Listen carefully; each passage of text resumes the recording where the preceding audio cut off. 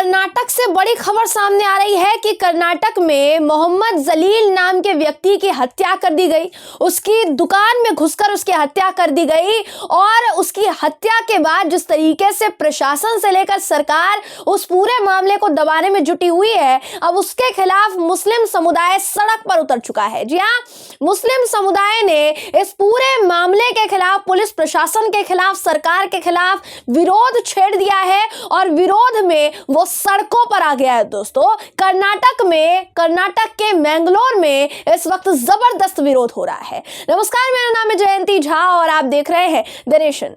दोस्तों, इस वक्त कर्नाटक का जो माहौल है इस वक्त गर्म हो गया है। वो इसलिए हो गया है क्योंकि जिस तरीके से सरकार हिंदुओं के मुद्दे को हमेशा प्रबल करने की कोशिश करती है, जिस तरीके से सरकार उनके मुद्दे को हमेशा अपनी राजनीति के लिए यूज करती है, इस बार हो ये रहा है कि एक मुस्लिम व्यक्ति की हत्या उसकी दुकान में घुसकर कर दी जाती है, लेकिन फिर भी सरकार मौन रहती है और पुलिस प्रशासन कहने को उन लोगों को गिरफ्तार कर लेता है, लेकिन पूरी जानकारी नहीं देता है। इसीलिए ये हुआ है दोस्तों कि मैंगलोर में इस पूरे मामले के खिलाफ अब विरोध प्रदर्शन होने लगा है और विरोध प्रदर्शन में मुस्लिम समुदाय सड़क पर आ उतरा है। मतलब आप ये समझ लीजिए कि सैकड़ों हजारों की तादाद में मुस्लिम समुदाय के लोगों ने मोहम्मद जलील के लिए ये पूरी यहाँ पर कोशिश की है और उनको न्याय दिलाने की कोशिश की है। मैं आपको सबसे पहले वीडियो दिखाना चाहूंगी विरोध प्रदर्शन का, जो कि कर्नाटक के मैंगलोर में विरोध प्रदर्शन होता हुआ दिखाई दिया है। क्या तस्वीरें सामने आई है दोस्तों, वीडियो आपको दिखा देते हैं। ये वीडियो देखिए आप।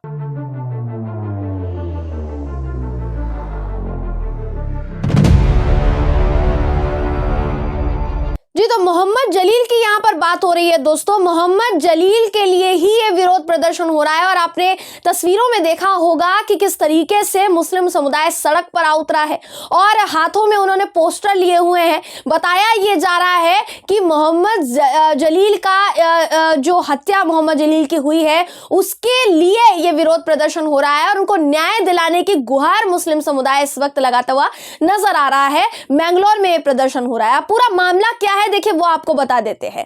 मोहम्मद जलील जो है दोस्तों, मोहम्मद जलील 45 साल के व्यक्ति जो कि अपनी फैंसी दुकान चलाते थे, मैंगलोर में अपनी फैंसी दुकान चलाते थे। मैंगलोर का ये मामला है। मैंगलोर में उनकी फैंसी दुकान में 2 लोग घुसते हैं, 2 से 3 लोग घुसते हैं बल्कि, और क्या करते हैं कि उन पर चाकू से हमला कर देते हैं।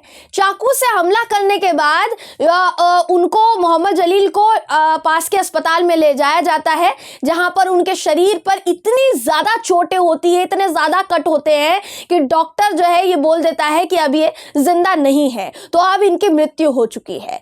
तो साफ तौर पर कर्नाटक का जो माहौल बना दिया गया है दोस्तों, वो यहां जग जाहिर हो रहा है।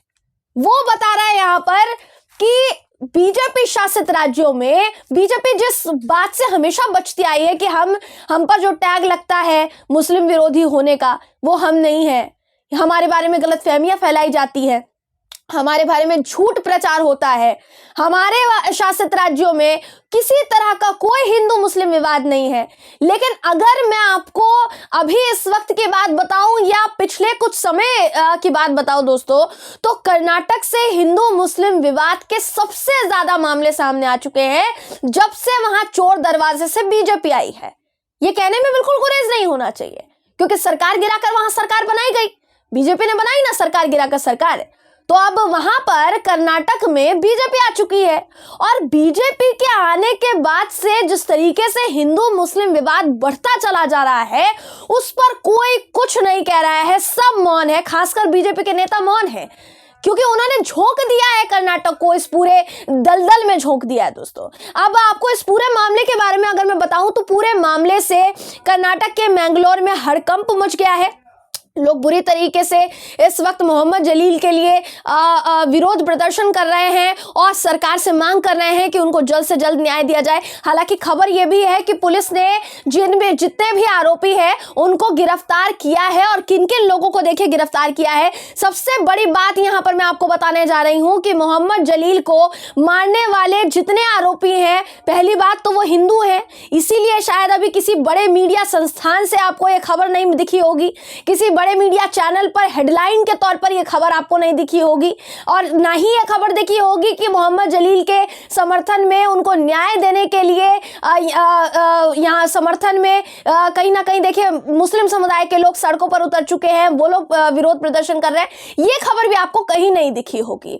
तो अभी इस वक्त हमारे ये खबर दिखाने का मकसद यही है दोस्तों, ताकि आपको समझ में आ पाए कि जो गोदी मीडिया है वो किस तरीके से ऐसी खबरों पर जाल बुनता है और ऐसी खबरों को दबाने की कोशिश करता है जिनको सामने नहीं आने दिया जाता, लेकिन फिर भी हम लेकर आएंगे। तो अब आपको आरोपियों का नाम मैं बता देती हूं। देखिए, आरोपियों का नाम बताया जा रहा है शैलेश, जो कि 21 साल का है मात्र। उसने यहाँ पर वो भी इसमें आरोपी है। पवन उर्फ पच्चू नाम बताया जा रहा है, 23 साल का ये शख्स है। 10 दिन की पुलिस हिरासत में गिरफ्तार इन लोगों को कर लिया गया है, ये भी बताया जा रहा है। सविन कंचन उर्फ मुन्ना, ये है 24 साल का व्यक्ति है। तो 21 साल, 24 साल और 23 साल, ये 3 ऐसे आरोपी बताए जा रहे हैं जिन्होंने मिलकर मोहम्मद जलील को चाकू से गोद कर मार डाला। लेकिन फिर भी आप देख लीजिए खबर कहां से कहां तक है, चर्चा हो रही है कि नहीं हो रही है, ये आप देख सकते हैं ना दोस्तों। प्रत्यक्षदर्शी हैं आप इन सभी मामलों के। और कर्नाटक में सबसे बड़ी बात यह है, चर्चा इसलिए होनी चाहिए क्योंकि अगले साल चुनाव है। अब चुनाव में कर्नाटक की जनता ये डिसाइड करे, कर्नाटक की जनता को ये निर्णय लेना पड़ेगा कि आप अगले 5 साल तक भी हिंदू मुस्लिम ही करवाना चाहते हैं अपने राज्य में, या फिर शांति चाहते हैं। क्योंकि जितना अभी तक देखने को मिला है, 1 साल से 1.5 साल हो गया लगातार, इस 1.5 साल में 2 साल में लगातार हिंदू मुस्लिम विवाद सामने आया है। और सबसे बड़ी बात है कि जो वहां के मुख्यमंत्री हैं साहब, वो भी फंसते हैं, लेकिन फिर भी इस पूरे मामले को दबा दिया जाता है। ऐसे जितने भी मामले सामने आते हैं दबा दिया जाता है। वो अलग बात है कि कर्नाटक चुनाव से पहले बीजेपी की जो सांसद हैं वो कर्नाटक पहुंचती हैं दोस्तों, और जितने भी हिंदू समुदाय के लोग हैं उनको कहती हैं, हिंदू समुदाय के लोग क्या, जितने भी बीजेपी के लोग होते, बीजेपी समर्थक थे, जितने भी हिंदू संगठन के लोग थे, उन लोगों की सभा में पहुंचकर वो कहती हैं कि अपने सब्जी वाले चाकू को धार दे दो, अपने सब्जी वाले चाकू को तेज कर लो, क्योंकि क्या पता कब जरूरत पड़ जाए। हमारे हर्षा को उन्होंने चाकू गोद कर मारा था, हमारा भी मौका आएगा तो हम भी नहीं छोड़ेंगे। लव जिहाद वालों को लव जिहाद की भाषा में जवाब दो। किसने कहा था? भोपाल से सांसद प्रज्ञा सिंह ठाकुर ये बोलकर आई है कर्नाटक में। आपको वो वीडियो भी मैं दिखाना चाहूंगी, क्या कुछ बोलकर आई है, ये वीडियो भी देखिए दोस्तों।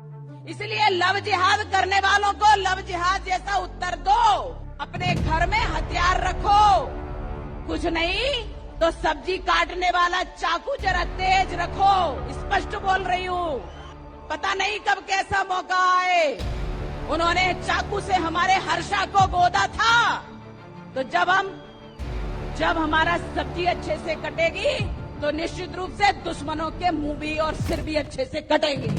तो जैसा आपने देखा कि साध्वी प्रज्ञा ठाकुर, साध्वी तो वैसे शब्द नहीं लगाना नहीं चाहिए, लेकिन अभी इस वक्त वो साध्वी बनकर ही घूम रही हैं। साध्वी शब्द का अर्थ शायद इन मैडम को पता नहीं होगा। अभी इस वक्त जमानत पर बाहर है, मालेगांव केस में इनका नाम आ चुका है, और जमानत पर बाहर होकर ये लोगों को उकसाने का काम कर रही हैं कि अपने जो चाकू हैं उनको धार दे दो, हथियार उठा लो और कत्लेआम मचा दो। तो इनको अभी भी सांसद के पद पर बिठाया हुआ है भाजपा ने। इन सारी चीजों पर कोई ध्यान नहीं देता दोस्तों। मोहम्मद जलील ने आज अपनी जान गंवा दी, सिर्फ और सिर्फ किस लिए? क्योंकि जिन्होंने उनकी हत्या की, उनकी मानसिकता एक तो गंदी घटिया है, और वो किस मानसिकता से आते हैं, किस बैकग्राउंड से आते हैं, यह भी समझा जा सकता है अगर वो बिना किसी कसूर के मोहम्मद जलील की जान ले लेते हैं। तो ये साफ सीधे तौर पर समझा जा सकता है। आप बताइए मोहम्मद जलील की क्या कसूर होगा उनका? कोई ऐसी पर्सनल व्यक्तिगत मतभेद की वजह से कोई किसी की हत्या चाकू गोद कर देता है क्या? इससे पहले कर्नाटक से ऐसे कितने मामले सामने आ चुके हैं जहां किसी की कोई गलती नहीं होती, लेकिन बावजूद इसके उनको मार दिया जाता है, मौत के घाट उतार दिया जाता है, पर फिर भी कोई आवाज नहीं उठाता। क्यों? क्योंकि वहां हिंदू मुस्लिम एंगल है, और हिंदू मुस्लिम एंगल में सबसे बड़ी बात यह है कि हत्या हिंदुओं ने की है। इस समाज के तथाकथित हिंदू जो अपने आप को साबित करने में लगे हैं कि हम हिंदू हैं, और इसके लिए वो एक मुस्लिम, बेकसूर मुस्लिम की जान भी ले लेते हैं, लेकिन कोई कुछ नहीं कहता है। तो इस पर विचार करने की बहुत जरूरत है, और आप जो विचार करना है दोस्तों, ये आप कमेंट सेक्शन में जाहिर जरूर कीजिएगा। बहरहाल इस खबर पर आपकी राय क्या है, कमेंट करके जरूर बताइएगा। वीडियो अगर आपको पसंद आया हो तो वीडियो को लाइक और शेयर करना ना भूलें। फिर मुलाकात होगी आपसे किसी ऐसी ही खबर के साथ, तब तक के लिए नमस्कार।